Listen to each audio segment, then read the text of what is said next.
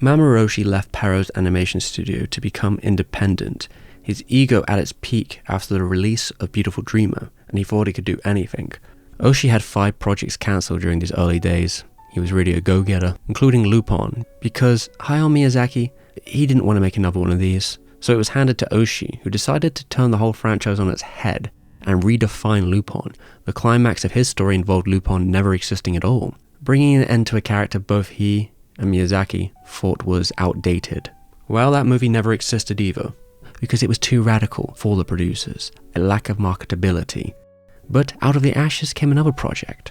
Miyazaki took Oshii to Takuma Shoten, where he met Ghibli's future chief producer, Toshio Suzuki. Suzuki had plans for him. He wanted to make him the next Miyazaki, but Oshii had no intention of doing that, so his project would be inconvenient, bringing back some of the concepts from his Lupin, as well as another collaborator. This video is sponsored by Squarespace, a website platform for people who've got plans in digital spaces. Young or old, they'll be able to find a site for their needs. But look, I have a very strange theory on the meaning of Angel's Egg, this OVA we'll be talking about today. Well, maybe I can put it on one of Squarespace's blogs. They also have custom embeds for a video version or something that's related. You also have the ability, on top of that, to upload your own video directly to the site. That also includes images. Say for example, if you want to use a custom gallery, there's a lot of options there. And this all comes together in ways of making the site your own. So you can use Squarespace however you like. And if you'd like a free trial, you can join now. And when you're ready to launch, you can go to www.squarespace.com/STEVEM to get 10% off your first purchase of a website or domain. Let's get back to the video. Yoshitaka Amano. Well, who is he? A teenage dropout who became Tatsunoko's character designer and shaped their output for years on end. Both he and Oshii started at Tatsunoko, and Oshii had always wanted an excuse to work with him. Eventually, when Amano left and became freelance, it opened up that possibility again. Oshii wanted Amano to be the H.I. Giga of the project, to define the world and style of everything, with his picture boards. The approach was a back and forth between Amano's illustrations and Oshii's notes. There was no conventional script, and the project took shape from there. The original plan was to make a comedy, something like Urusei Yatsura, where a mysterious arc would appear in Japan, but Amano's art did not fit the setting or tone, so it returned to Oshii's familiars: mysterious, melancholy, and a touch of religious imagery. Amano said that in order to get everything greenlit, they first pitched it as a publication and used that as leverage to get a film project on top, conceptualizing the basics of the project with cryptic passages next to Amano's drawings. Finally, there was a presentation to pitch an animation project. Even when they asked, what's the selling point? There wasn't anything concrete. Not that there was nothing at all, but there were some pretty tough moments. Projects like this don't get approved very often. Suzuki gave Oshii a pitch that he thought was pretty terrible and didn't represent the project at all. So in the end, he went up with nothing and just went for it, and he thought he could just blabber on for ages and tell them what the project was really about. He talked so long that by the end of it, they would agree to anything. He even said, "I don't want a salary, I just want royalties. This would be for the craft." And it seemed to impress everyone. He spent several hours also talking to the head of Takuma Shoten, and he was down for it all, regardless of the sort of strange avant-gardeness. There's one thing you can say about Takuma Shoten of this time, is that they did respect animators and directors, and let them kind of do what they wanted to do. And that's why Angel's Egg got the green light. This was a story set in dark ruins with 2 characters who barely remember a thing, and the audience is given nothing by the end. It's slow with very little answer, and easier for Oshii to talk about than actually make. Although only 70 minutes, they had to work on a tight schedule with only about 80 million yen. It's not that much. So production would start in the spring of 1985 in some temporary accommodation in Studio Dean. Now they were known for both assisting on Beautiful Dreamer and then taking over on Urusei Yatsura to continue the show for years to come. But here's the issue. They didn't have any staff available. So Angel's Egg had to go and find its own staff. The entire animation crew were freelancers, including a good portion of them from Studio Ghibli, with Miyazaki's approval, of course. Given the disparate nature of this crew, they would need a strong foundation to work off. There were only 400 cuts in the entire movie, even fewer than that of Beautiful Dreamer, so every one of them had to be right. To create complex sequences, you need a backbone for the animators, something to follow, that brings the animation and backgrounds together. To capture a living world, you have to create that illusion, where the animation can move across the screen without breaking it. To start, the storyboards were drawn by Oshii, and Mono's image boards were then used alongside to conceptualize the setting, which helped create the layouts, which were corrected and completely redrawn by Shichiro Kobayashi, who was both the art director and the layout supervisor. One of the best that ever did it. His resume is nothing but bangers, with stark visual direction coming from his specific methods. Kobayashi started a new style of thin painting and colored pencil strokes, adding black marker on top, sometimes on cell, to emphasize the darker areas. As a master painter, he adapted his technical setup to create a shot. Kobayashi could make 70 little corrections to a layout, and maybe you wouldn't even notice the difference, but it would be better for the job it needs to do. Kobayashi was a master at this, especially at bringing these two worlds together. He'd be perfectly articulate in pitching the line at which the animation should move through the picture so it does not break the illusion. And he was just so strong on the foundations, because when it comes to animation, perfect perspective is not enough, because the camera will warp how things look in the picture. It wasn't about being perfect, it's about knowing the logic of the scene, knowing what makes it feel right. Considering Angel's Egg was pretty much all long, still shots, you had to make that world believable. In fact, Oshii himself said that more than half of the success of the film will rely on Kobayashi's input.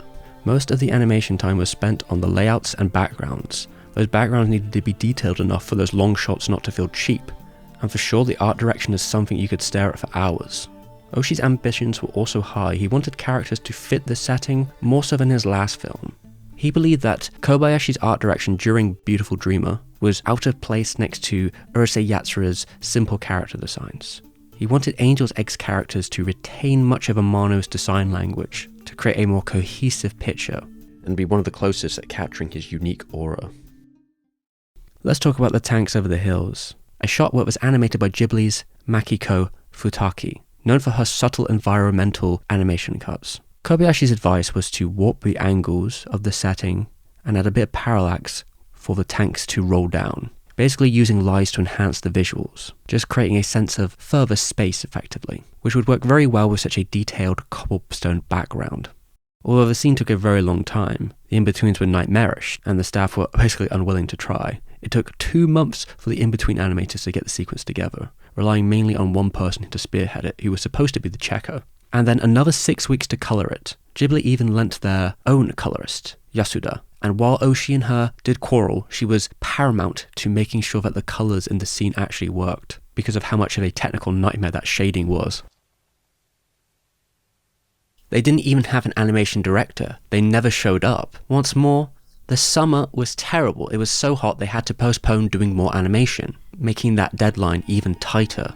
This all looked like it was going to be a catastrophe until Nakura showed up, who eventually became the animation director on the movie. Oshii described him as the ideal animation director, someone who was there before he was, who stayed longer, who ate at his desk, was always working, and had perfect posture.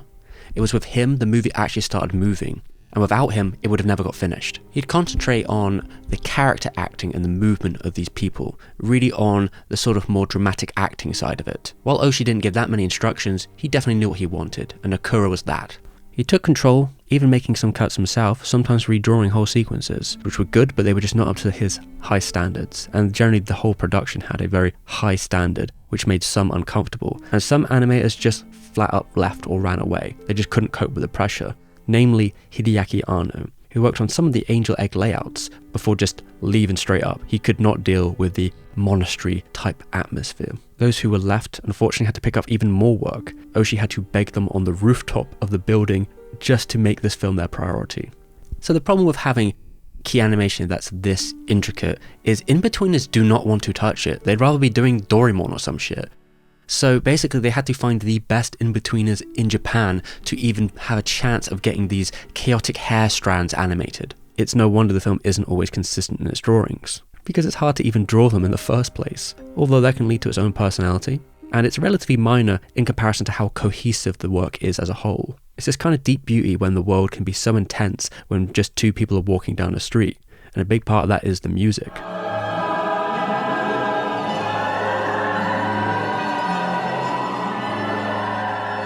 Music sets everything off, especially with that main melody, which is iconic.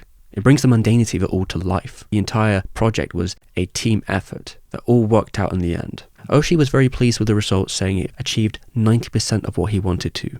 The film is often attributed to the auteurism of Oshii, which I never really quite got, because visually, the core defining feature of Angel's Egg is both Amano and Kobayashi's art direction.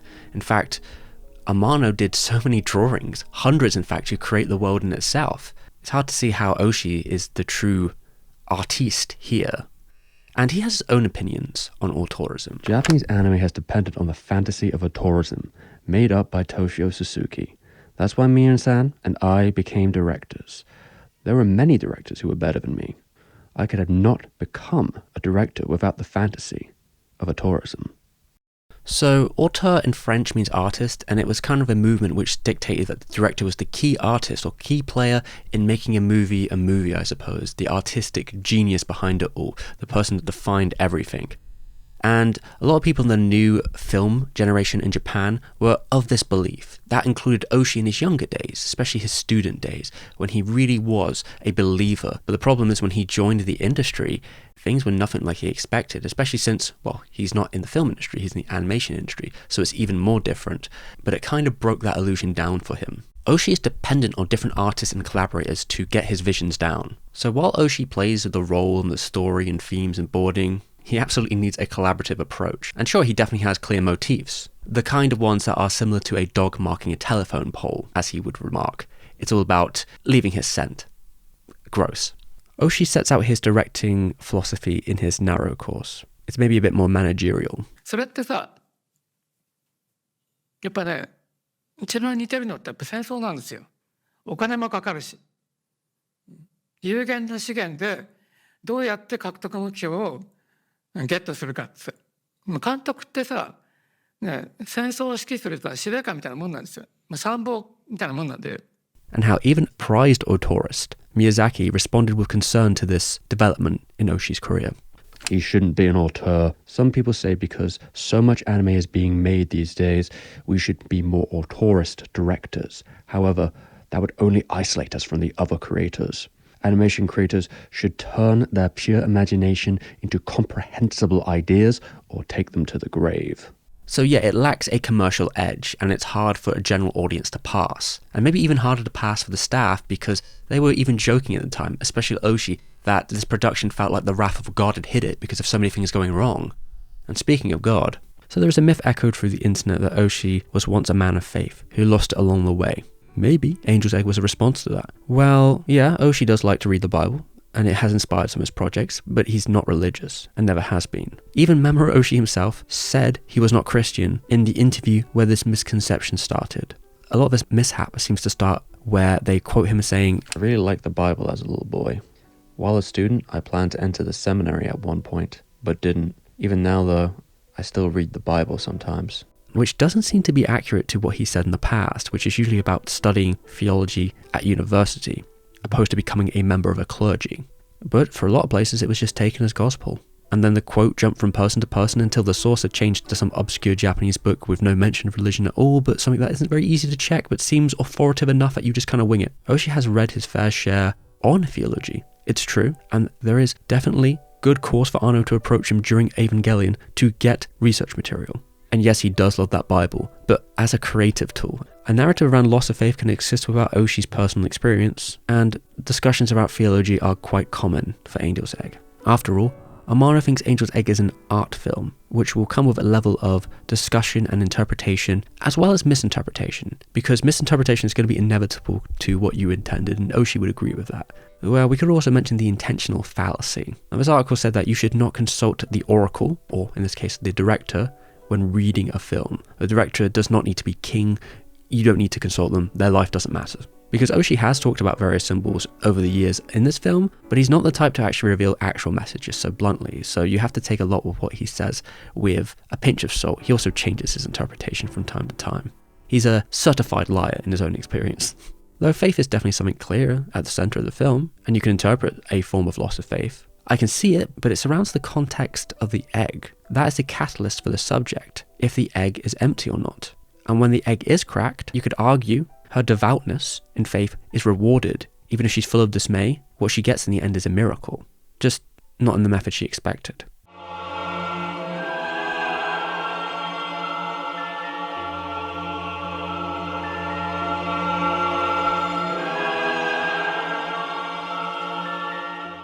And as a martyr, she is reborn.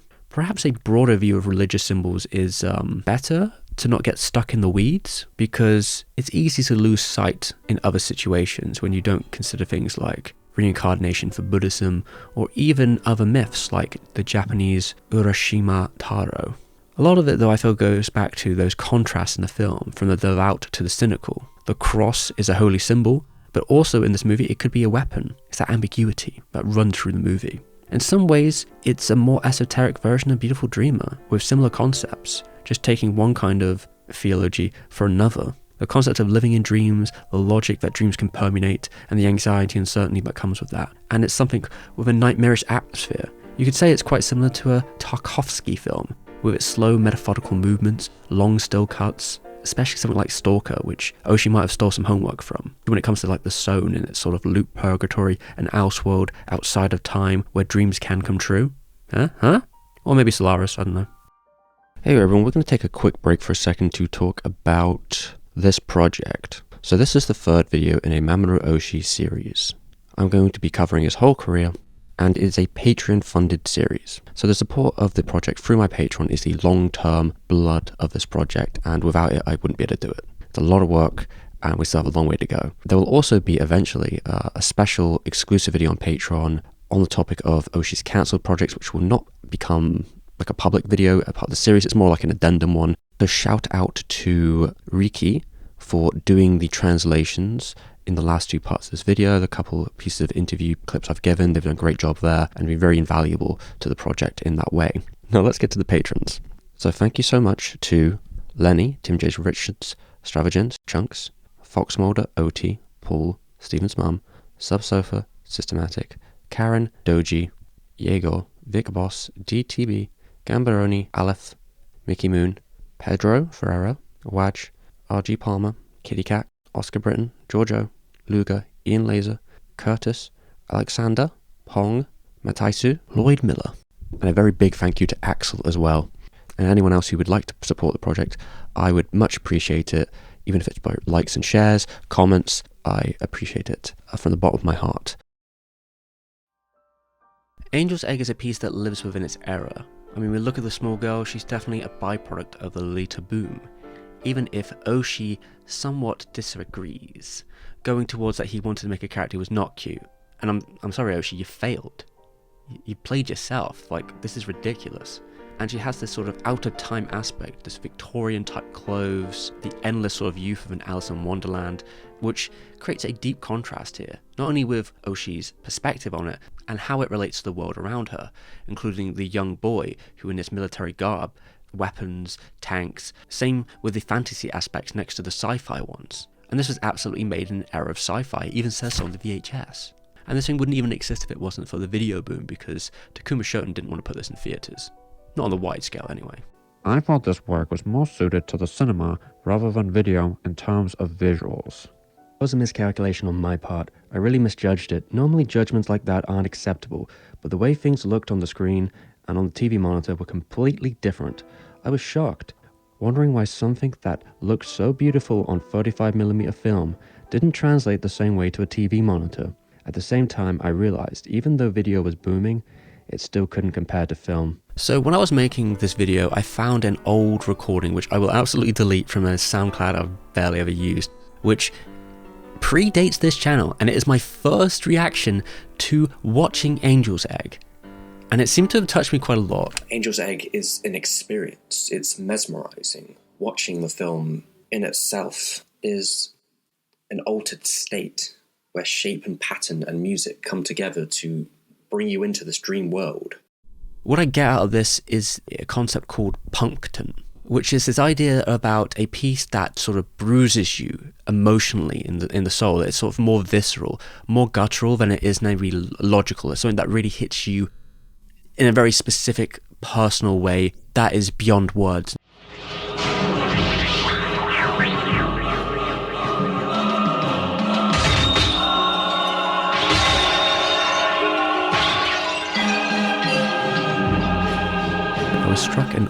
with just the intensity of things like The Fisherman's Hunt. And something so basic like a man looking distraught at a fossil could have such a visceral reaction from me. It really resonates with my artistic preferences, you could say.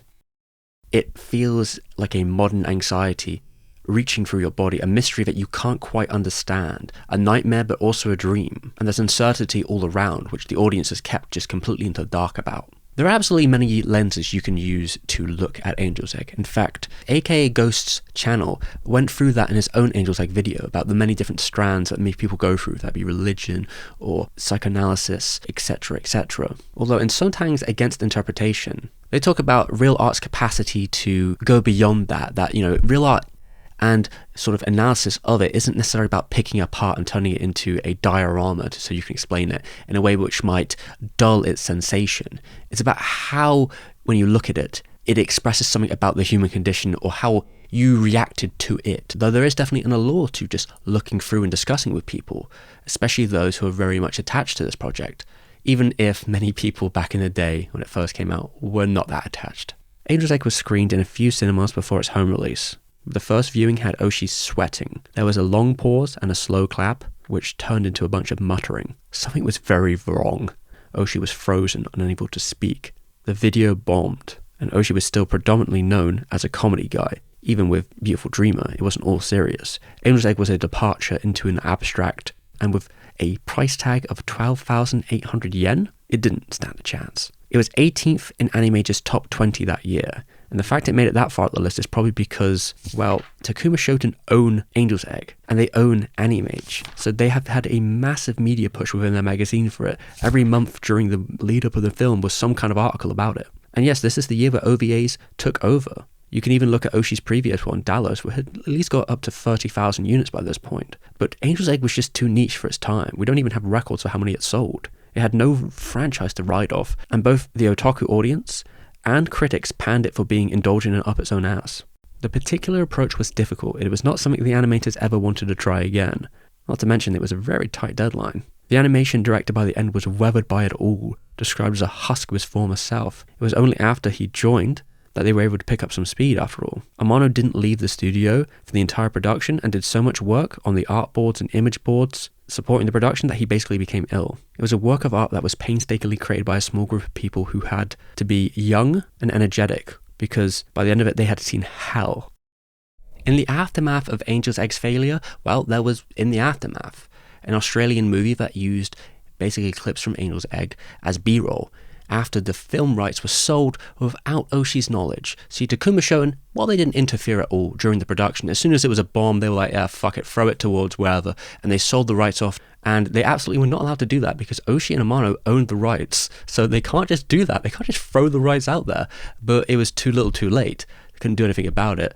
And even if Oshii had sued them, he would have won, yes, but he could have never got those rights back. And what unfortunately happened after that point is Roger Corman sold it to someone else, and then that person sold it to someone else, and then that person sold it to someone else, and that person sold it to someone else, to the point where they basically lost who even owned the rights to Angel's Egg internationally.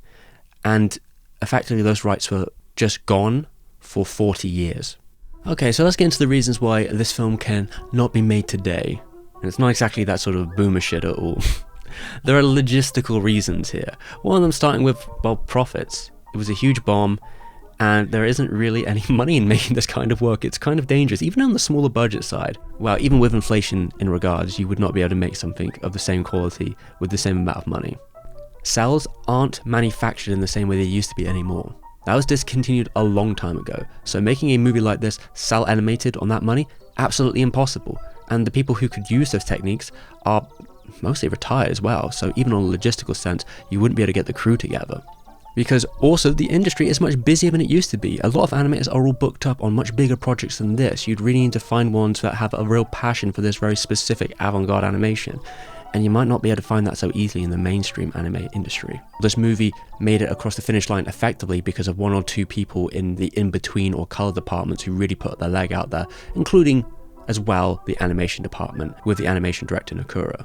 So when we talk about layouts, there is the layout crisis, which is a more contemporary problem, which comes from the splintering towards more freelancers. Just like Angel's Egg, I suppose, ironically, but when they're not all in one place, when it's splintered between different countries or different areas, and it's all out of the way, and there's no sort of foundation of people watching or looking through your stuff, giving you feedback, working with you together, well, layouts don't exist like they used to. And without those layouts as a foundation to work off, it means it's harder to create works like this. And Kobayashi, again, was the king of that, and he passed away several years ago, so without him, you've kind of lost the core of the movie. Oshii had Suzuki backing him because he wanted to turn him into a superstar. You had basically the whole Takuma Shoten being like, yeah, do whatever the hell you want. And all these people behind them, giving them a leg up. That's not going to happen anymore. That's just not the kind of world we live in when it comes to making films like this. You have to be very much in the know to get this sort of treatment. A lot of projects are made within the material conditions at that time, 40 years ago, during a period where the videos are just booming, and you've got this director who's just a popular enough, and he's got these people behind him, and you get the right crew together at the right time, and it all actually works out for once. These things, they're hard to make happen twice. And how Oshii joked about making a sequel, and that no one would let him do it, and it's been 40 years since then, and we've heard nothing about that, so I guess it was true. And look, we're going to get silly with it. I don't think anyone nowadays is as goofy as Oshii when it comes to not taking on a salary on a project where you don't think you're going to make that much money from it. Only royalties? Yeah, good luck with that when half your rights have already gone. One good thing came of the project in terms of Oshii learned a lot from Kobayashi. He learned about the importance of layouts, how to handle them in a better way, and why they're so important. Sitting down with him and watching him go through the logic of what's wrong in this one and how this needs to work, and Oshii took that all to heart. It changed his approach to working on animation going into the future. And because Oshii was independent during this time, he really got a feeling for what it meant to be a commercial director and what it means to have that balancing line between trying to express something avant-garde but also bringing a general audience with you. Although it didn't end there for Angel's Egg, it had its own second chance as we got to the 2000s, enough to put the project on the radio in France, where it got its own special showing during the mid-90s in galleries in Orleans. And wouldn't you have it, everyone who went there, critics, artists, they loved it. It was a complete contrast to how the response was in Japan at the time. Angel's Egg even saw a DVD release in 2001. This is the first release we've seen since the VHS all those years ago. Not to mention, there were 2 releases of it, and then a Blu-ray, although internationally they still couldn't release it. However, it did sort of gain its own reputation as time went on. You sometimes hear about it in magazines back in the late 90s. They'd interview Oshii and ask about it, and then there was that rumor about his Christian faith fallout. But it started gaining its own little grassroots cult movement through the internet, and as it got ripped and thrown around, people would see it, and hell, it even ended up on YouTube and getting a surprisingly high amount of views, with multiple different uploads. Yeah, well, that Wild West is gone now. Hell, in the last couple of years, an even bigger project seemed to take a liking to it, Dark Souls 3. One of its expansions involved a clear reference to Angel's Egg. The people who play those games, who love that sort of methodical, world-building approach to storytelling, they were primed to like Angel's Egg. And this is a game which had sold 10 million copies. That is quite the difference, even with the movie seeing cult showings in different theatres all over the place, because how else are you going to watch it officially? Well, officially, I suppose. I don't really know what the legality on that situation is. But even I got to see one when I was in Australia a while ago. Now, the movie-going experience this time felt a little bit different. I mean, I was jet-lagged, I was tired, I was sick, and I was dozing off a little bit. But not the whole way, because even if Oshii himself has sort of said stuff like, yeah, this is the kind of film you can fall asleep to, I totally get that, it's so loud. I'd never really taken in how, when you're in that sort of surround sound location, it was piercing, blowing out my eardrums. Jesus Christ. Reminded me of something that Orson Welles once said. That one scene where you suddenly cut to a cockatoo screeching just before... That was to wake up the audience. It's as simple That's as the entire significance of the cockatoo. But shocker of shocks, 40 years in the making, they found the international rights this year. And who bought them up? It was those Frenchies. Could have seen that one coming, right? They took it, they have it, and they've sold it to different countries. We definitely know there's an American Blu-ray coming, and there's going to be an American limited release. And I hope there's another one in the English theatres maybe, because I'd like to see it again, but maybe with a more mature mix. Hopefully not as ear-piercing. We'll see, huh? Let's just say Angel Egg fans are back. They are so back, and they've never been this back. Although back in 1985, that was definitely not the case. Oshii was not feeling the fruits of his team's labor. No one would greenlight any of his projects. He barely worked for several years, just playing video games and bumming about, living off the royalty checks of his prior projects. However, there is one person who hasn't given up on him yet, Toshio Suzuki. He still wanted to make him into that new Miyazaki, so he tried to bring Oshii to Ghibli. They went on a research trip after Laputa had aired. Oshii, Suzuki, and Miyazaki all teamed up together. It was a strange turn to see between Oshii and Miyazaki, considering how their relationship started. Now they were stuck in a love hotel quote in London for one night. But don't worry, Oshii says they were never friends. So what were you? Anyway, nothing came of the situation. All Oshii did with the men was argue. At one point, it became a bit too much, and Oshii decided to take his mentor's advice and just run. He dropped the project.